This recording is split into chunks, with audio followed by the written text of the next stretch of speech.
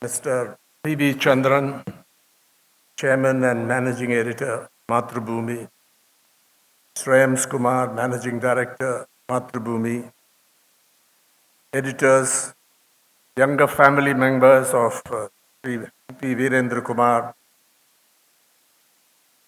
my friend Rajendra Singh Ji, great conservator and environmentalist, the award recipient Sri Panduranga Hegde. I look forward to that part of the event as well. It's a privilege and great pleasure to be here to give the commemorative speech on the fifth anniversary of Sri Virendra Kumar's passing. I knew him for about 50 years, from just before the emergency was declared. And I remember like yesterday, meeting him at that point, his outrage at the promulgation of emergency. He was underground for a period of several months and then was detained under the Maintenance of Internal Security Act for a prolonged period. That did not deter him from continuing to fight for freedom of speech and expression and other fundamental rights guaranteed in the Constitution of India. I remember I used to call him, he was 8 years my senior, but I used to call him Viren.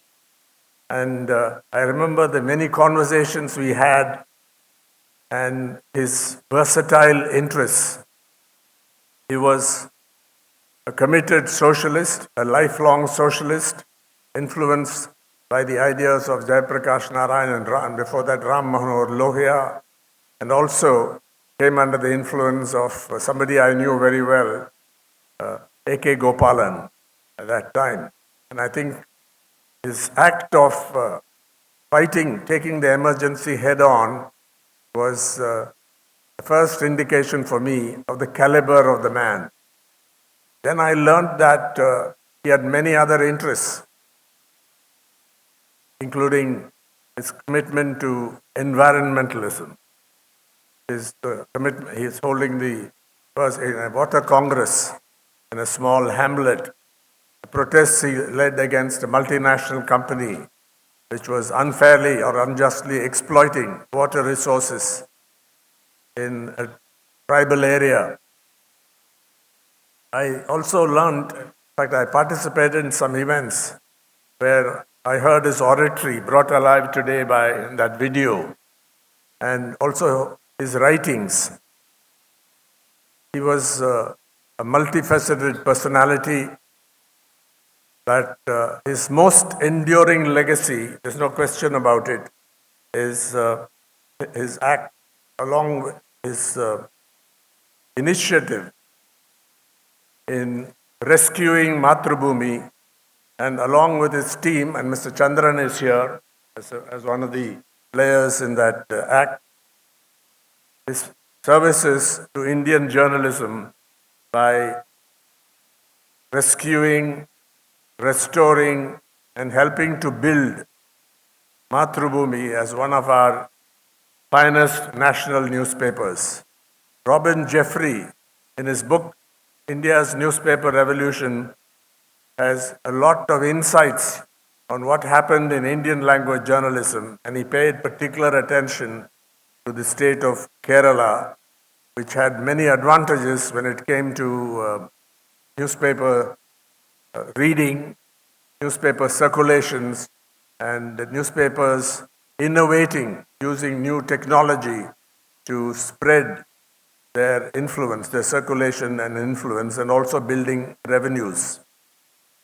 I don't want to go into great detail, there's no time here to focus on what Sri Virendra Kumar or Viren did at Mathrubhumi, where he became a director in 1977, and after 2 years became chairman and managing director. of the company founded in 1923. It had a great reputation. It had a fine contribution. It made a fine contribution during the freedom struggle. But when Viren and his friends came on the scene, Mathrubhumi was in real financial trouble. And we have the greatest admiration for the way he went about stabilizing Mathrubhumi and giving it new life. There were also fears of a takeover, which they were able to fend off successfully.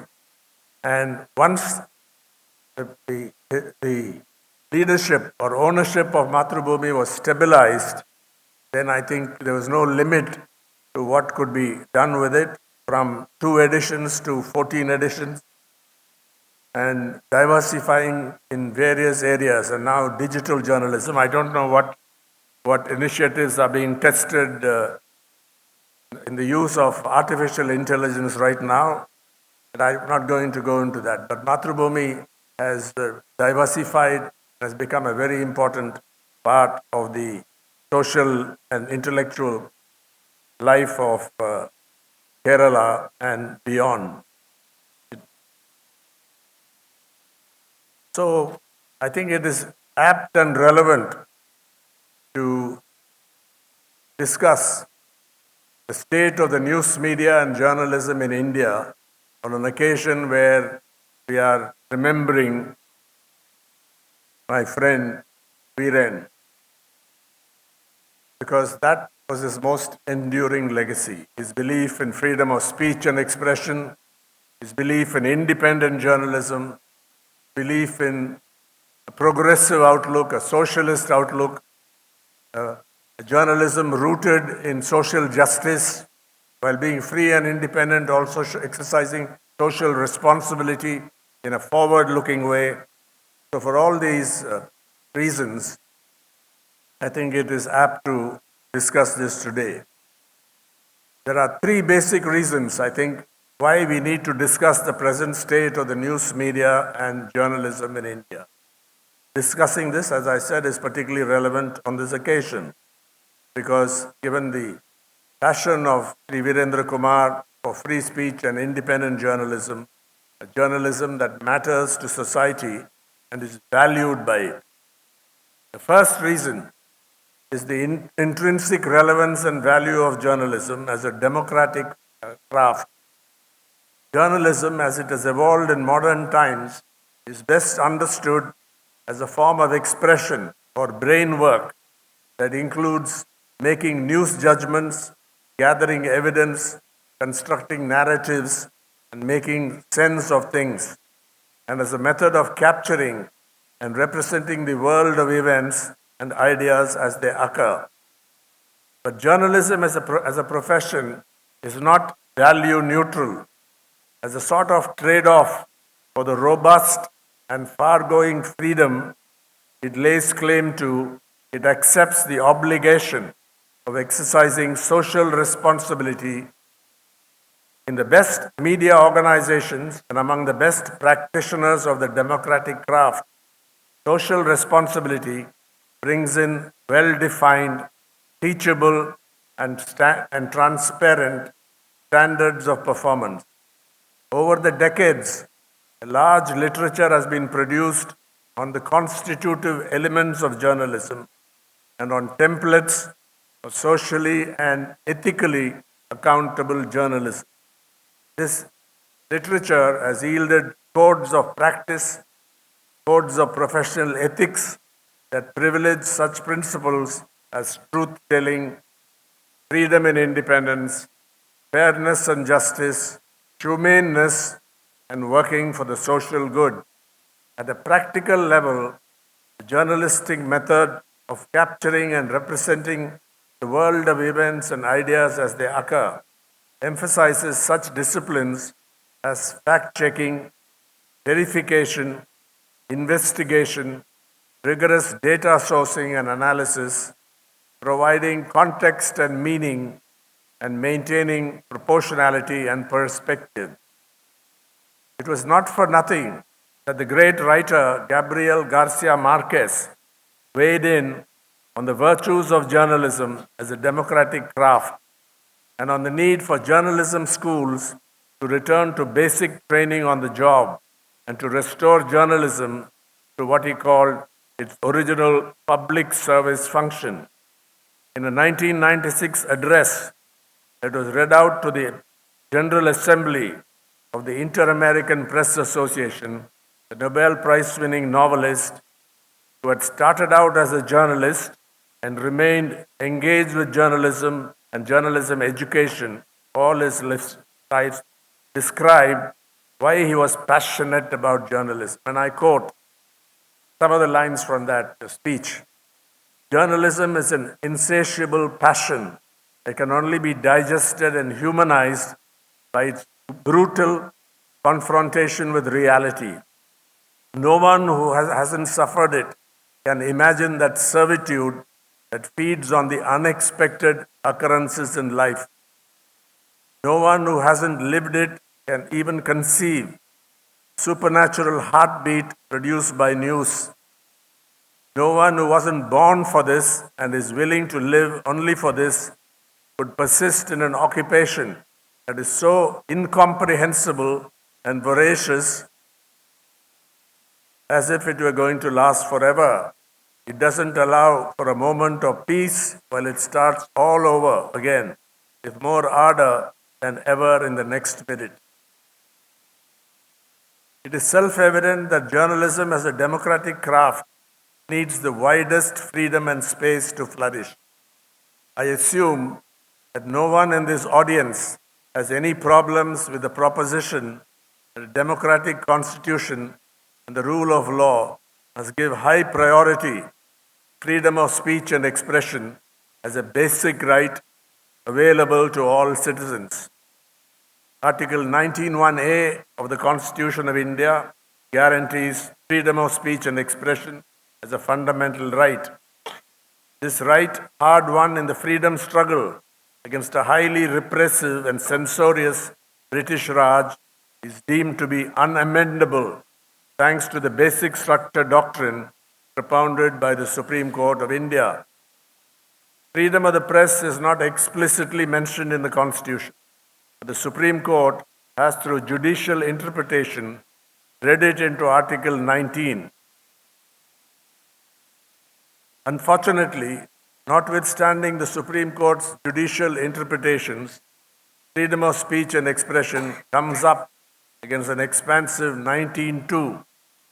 This provides for restrictions on the fundamental right prescribed by law, some reasonable, others not reasonable. Notable among the unreasonable restrictions that remain on the statute book or in practice are the laws of criminal defamation, the law of criminal defamation, the undefined power of contempt of court, uncodified legislative privilege, the law of sedition, other illiberal provisions in the Penal Code, the Unlawful Activities Prevention Act, the Official Secrets Act, and other draconian laws enacted in the name of fighting extremism and terrorism. Further, media freedom in India is considered incomplete because the print media and the broadcast media have not been placed on an equal constitutional and legal footing. The higher courts have not judged it necessary to confer effective Article 19(1)(a) protection on radio and television. There is a strong case for revisiting our laws relating to the press and the news media, repealing or amending the outdated and illiberal provisions and strengthening media freedom through legal reform and constitutional amendments as needed. The second reason for discussing the state of journalism today is to offer a reality check so that young people who are drawn to journalism as a democratic craft come into the field with their eyes open. It's precisely because journalism, at least to a significant degree, has been performing its independent, investigative, and public service function effectively that journalists have come under increasing pressure, risk, and attacks in various parts of the world, including the United States and India. 2025 World Press Freedom Index, compiled by Reporters Without Borders, or RSF, speaks to this reality. The index ranks India 151 from the bottom among the 180 countries and territories that figure in the assessment, which means 80% of these countries and territories rank above India. The ranking is based on 5 key indicators: political, economic, legislative, social, and security. In all these, India fails to obtain a simple pass mark of 50. In fact, its global score is 32.96, compared with 92.31 for Norway, a top-ranked country in the World Press Freedom Index, 78.89 for the United Kingdom, 65.49 for the United States, and, this is interesting, 55.20 for Nepal. In its latest country report on India, Reporters Without Borders observes that with violence against journalists, highly concentrated media ownership, and political alignment, press freedom is in crisis. Country report also notes that with an average of 2 or 3 journalists killed due to their work every year, India is one of the world's most dangerous countries for the media. In the southern part of our country, this may not be apparent, but if you look at the data compiled by Committee to Protect Journalists, it will become clear why this assessment has come out. So let's look at some of the data put out by the New York-based Committee to Protect Journalists, CPJ. It has, after careful inquiry and strict verification, documented the work-related killing of journalists worldwide, including India.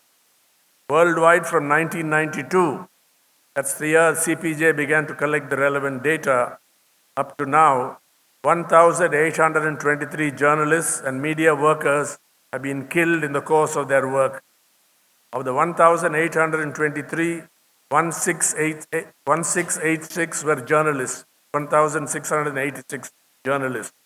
Of this number, 992 journalists were murdered in connection with their work. 324 were killed in crossfire, and 354 were killed while carrying out dangerous assignments. In India, between February 24, 2004 and December 5, 2013, 20 journalists and media workers were killed. Of those killed, 17 were journalists. And of the 17, 11 journalists were murdered in connection with their work. 6 were killed while carrying out dangerous assignments. No one died in crossfire. Category-wise, 14 of the journalists worked in print, 3 worked in television. No internet journalist was killed during this decade, the earlier decade. Almost all the journalists murdered had investigated and written about corruption, crime, human rights, and politics. The murders were in retribution for or to prevent news coverage or commentary. One of the 17 journalists killed was a woman, Asiya Jilani. She was on a dangerous assignment and was killed in an explosion in April of 2004.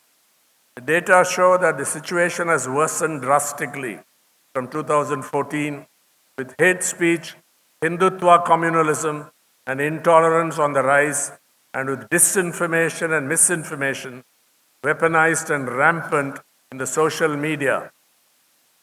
And between May 27, 2014 and January 2, 2025, 25 journalists and media workers were killed in the course of their work.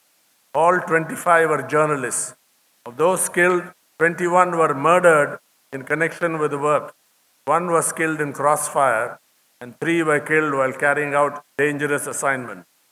Category-wise, that's change that is significant. 14 had worked in print, 10 in television, and 4 were internet journalists. The numbers add up to more than 21 because some of the journalists worked for more than one medium. Again, almost all the journalists murdered had covered corruption, crime, human rights, and politics, and the murders, often involving torture, were in retribution for or to prevent news coverage or commentary. A prominent journalist murdered was a woman, Gauri Lankesh, editor of Gauri Lankesh Patrike, murdered on September 5, 2017 in Bengaluru. Surely significant that the number of journalists murdered in connection with their work, 21 compared with 11 in the previous decade. That's nearly double the present. I'm not saying any particular government was involved in all this, although there's official involvement also, but it is a climate brought on by hate and communalism that clearly provides at least part of the explanation for this doubling of the number of journalists murdered in connection with their work. But this is not all. Since 2008, CPJ has been publishing an annual Global Impunity Index. That's a quantified ranking of countries where journalists are murdered, cases remain unsolved, and the killers go free. In other words, the Global Impunity Index is a graded indictment of countries where the rule of law does not seem to apply, when journalists are murdered in the course of their work. India, along with 6 other countries, has figured in this Global Impunity Index every year from the beginning, over the decade. This is a shocking situation for a country that calls itself the world's largest democracy. Several journalists have been arrested on various charges over the past decade, with bail denied to them for extended periods. Occasionally, courts, high courts in particular, but also the Supreme Court, provide some kind of relief, but it is very uneven and inconsistent. And today, as far as we know, at least 3 journalists are still in custody, including the Hindus, Mahesh Langa, who has spent about 6 months in jail in the state of Gujarat, with the police, the enforcement directorate, and others. Once you get bail, somebody else comes in and arrests you on another charge. This is typical of journalists who have been incarcerated in Jammu and Kashmir, where press freedom has been more or less extinguished. The wholesale attack on NewsClick and the arrest and prolonged imprisonment of its editor-in-chief, Prabir Purkayastha, on absurd and over-the-top charges remain fresh in mind. Fortunately, Prabir is out on bail thanks to some egregious procedural blunders committed by the police. This assault is not essentially a story about the police running riot. It's a political story. Story of the BJP and the Hindutva authoritarian regime at war with a medium-sized, progressive, and left-oriented digital news network and the independent, critical, and challenging journalism it represents. Why has this happened?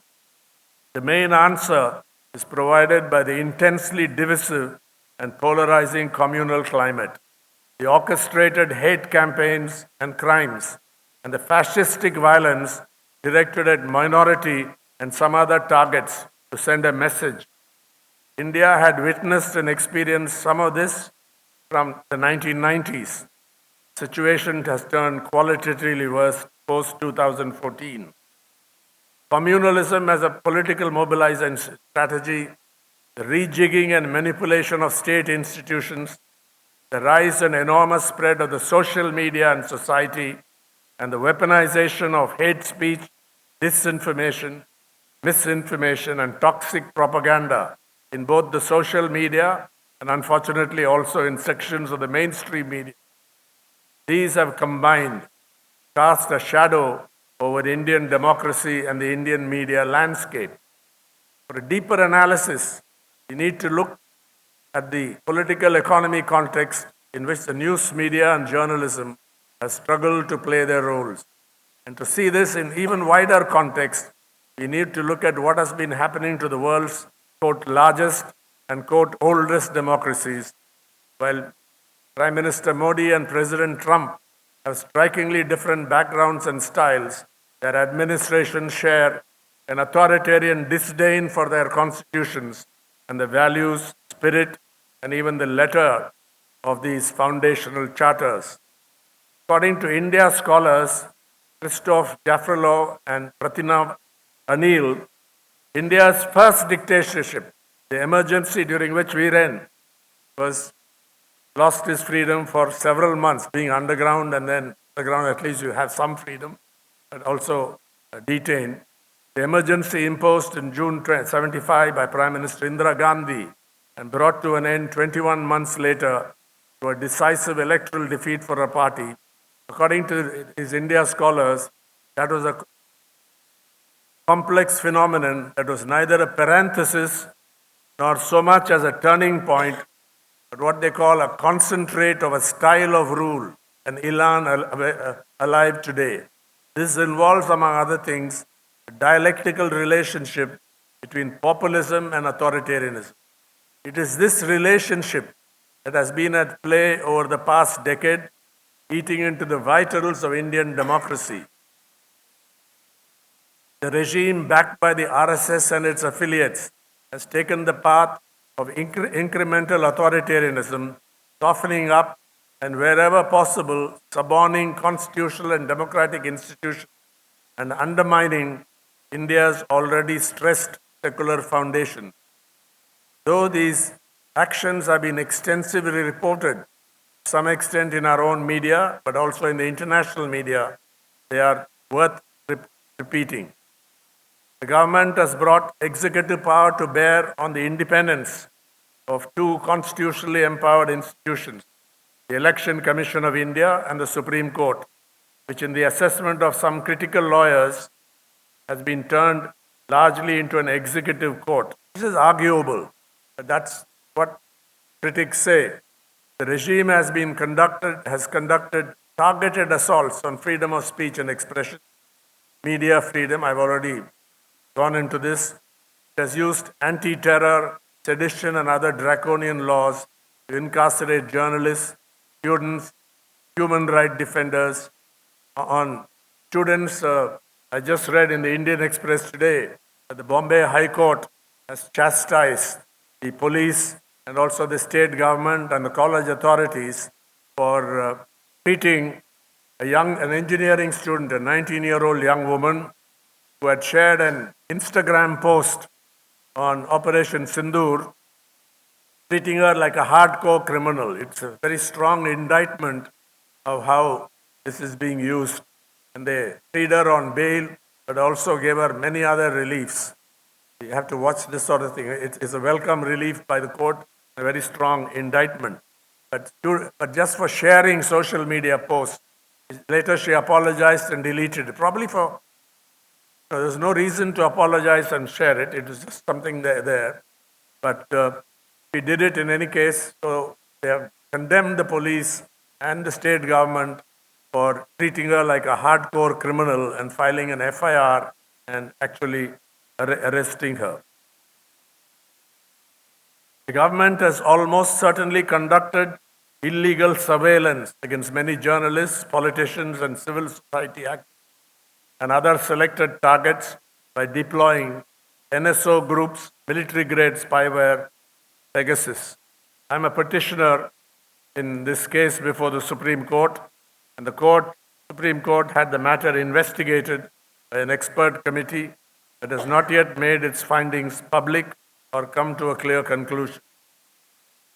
The government has made, this is a new trend, concerted effort to police and censor the internet, social media, streaming platforms such as Netflix, and digital news providers.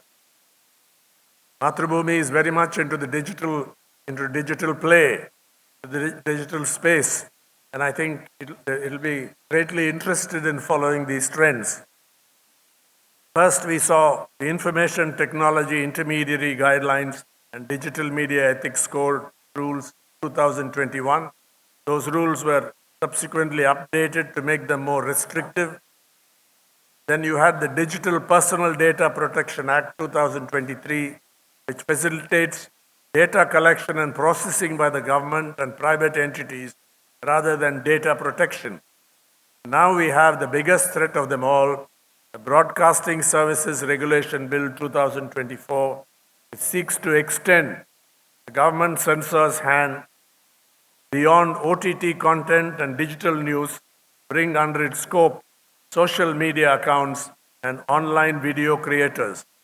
It is notable that the 2024 draft of the bill is a more draconian version of a 2023 draft. It is believed this change was triggered by the independent role played by some prominent creators of current affairs and news content on YouTube during the run-up to the 2024 Lok Sabha election, in which the BJP failed to secure a single-party majority. The fact that the Broadcasting Services Bill is yet to become law has not deterred the Union government from blocking websites at will in a blatantly arbitrary and unconstitutional manner. We saw this recently when the website of Bickerton was blocked for publishing a cartoon on the Prime Minister, and the website of The Wire was blocked for reporting on a CNN news report on the reported loss of some Indian military aircraft during the recent conflict with Pakistan. The Income Tax Department has revoked non-profit status of two independent media organizations, more than two probably. The Reporters Collective, which specializes in producing investigative journalism on issues that matter, and The File, Bengaluru-based news site, also specializing in investigative journalism. The regime has amended the citizenship law to make Muslim as distinct from non-Muslim migrants from Bangladesh, Afghanistan, and Pakistan ineligible for citizenship, thus introducing religion as a criterion for citizenship for the first time in the history of independent India. Along with the National Population Register, the National Register of Citizens, the Citizenship Amendment Act 2019 poses a direct challenge to India's democratic and secular polity and to political stability as well. Government has deployed brutal force to suppress democratic protests, notably demonstrations in December 2019 against those changes in the citizenship law that discriminate against Muslims, and through 2020 and 2021 demanded the repeal of three laws seen as favoring corporate India at the expense of farmers. It has systematically misused agencies of the state responsible for countering crime, corruption, income tax violations, and money laundering in order to go after and arrest political opponents, including ministers, chief ministers, and legislators. And of course, there's no time to go into the state of democratic and media freedoms in Jammu and Kashmir. That is perhaps for another occasion.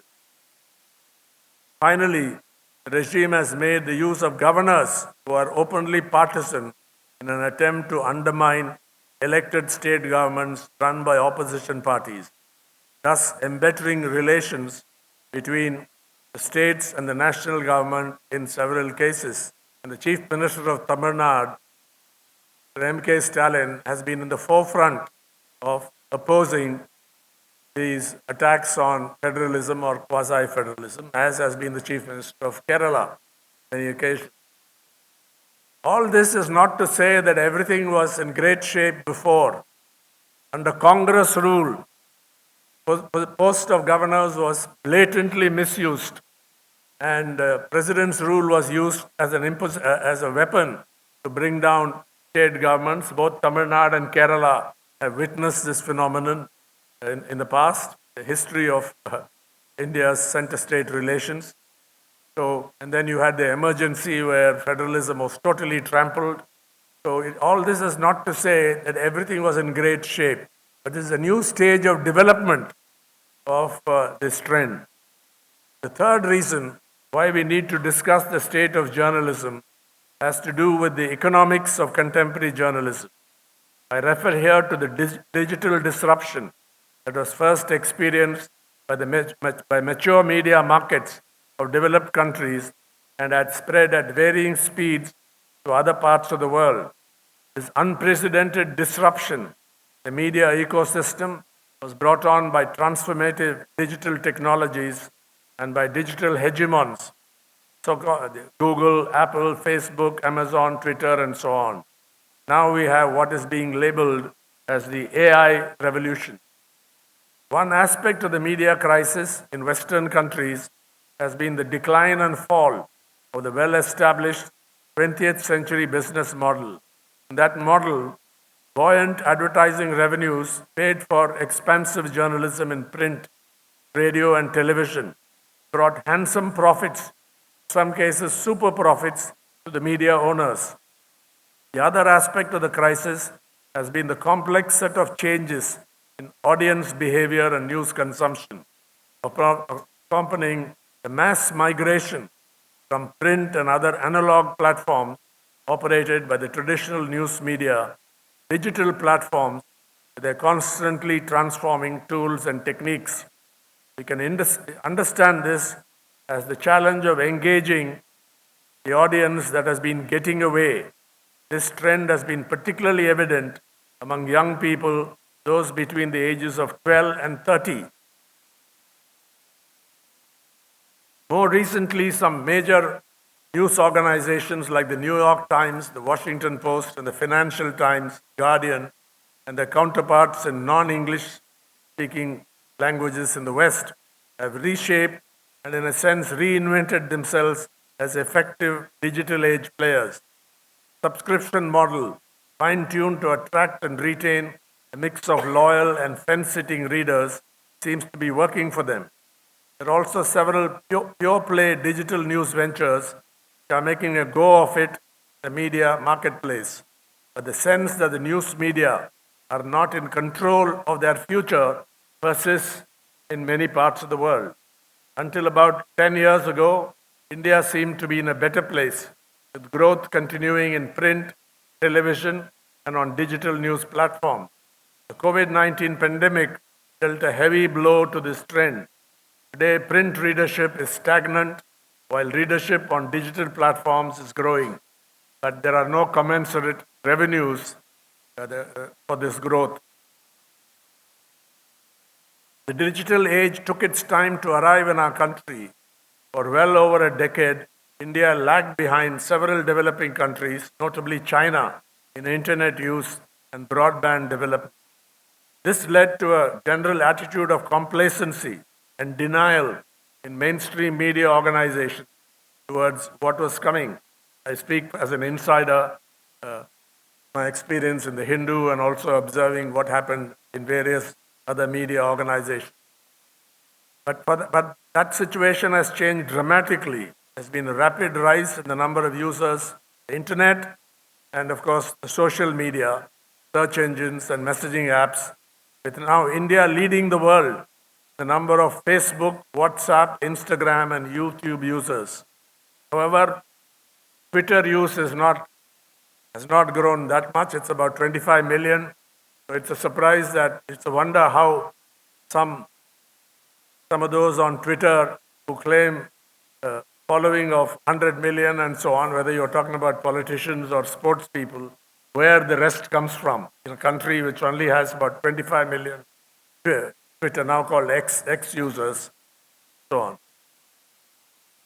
So let there be no doubt about this. The digital age is truly upon us. The Indian media landscape is being transformed by the same forces and trends that operate elsewhere.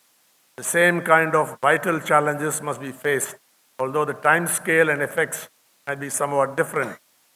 Not surprisingly, the established media, newspapers, television, and radio are currently engaged in a process of scaling, diversifying, and enforcing their digital operation. So all this makes the press or the media more vulnerable to these assaults and these pressures.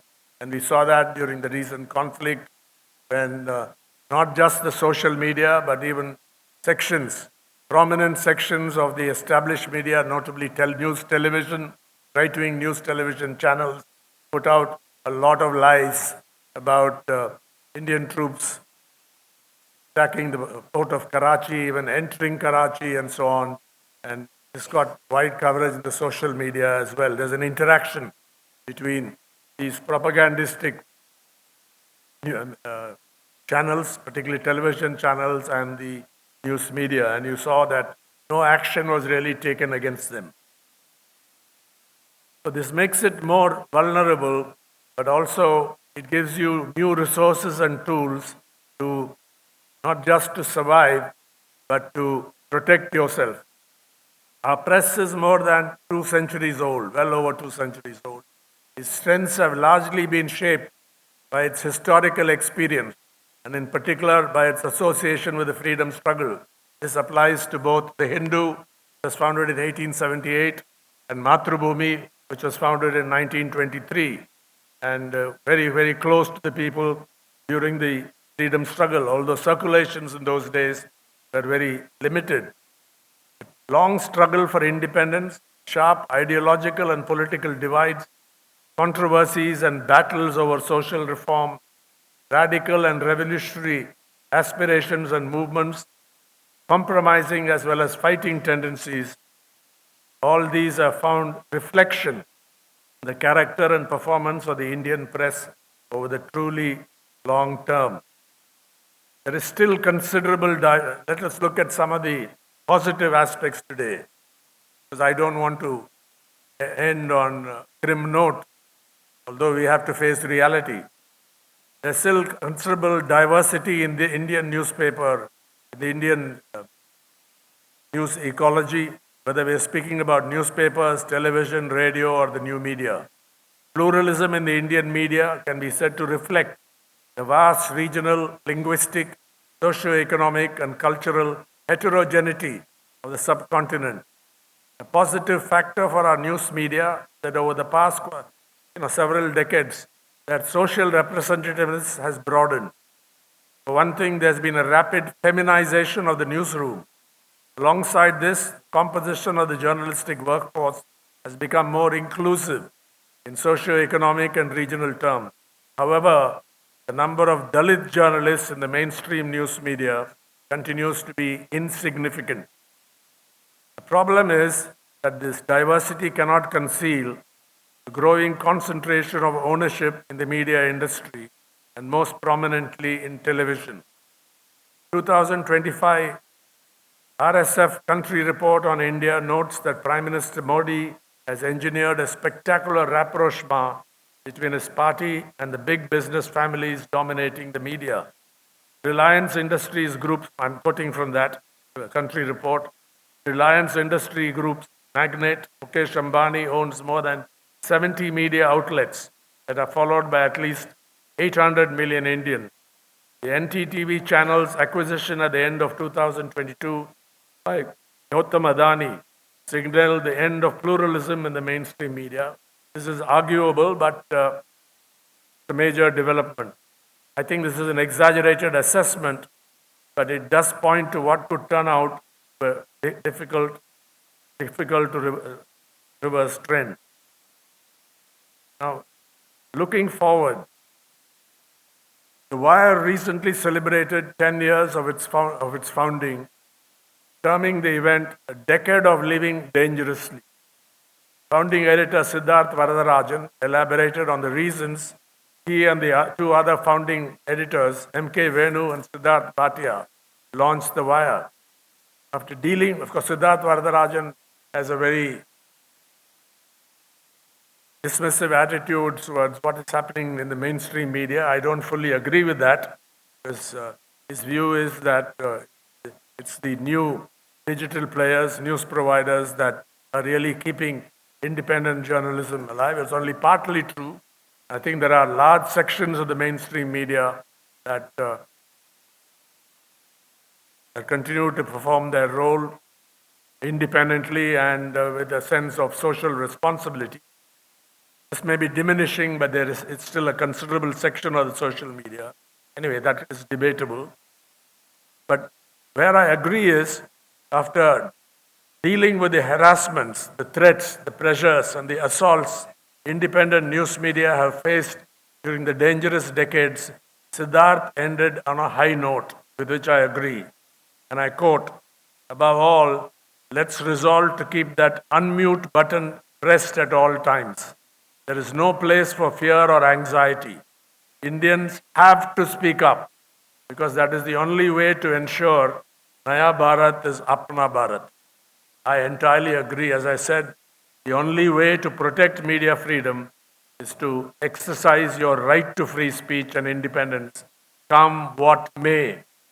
That was the attitude of the man, my friend, the MP Virendra Kumar, whom we are honoring, remembering today and honoring.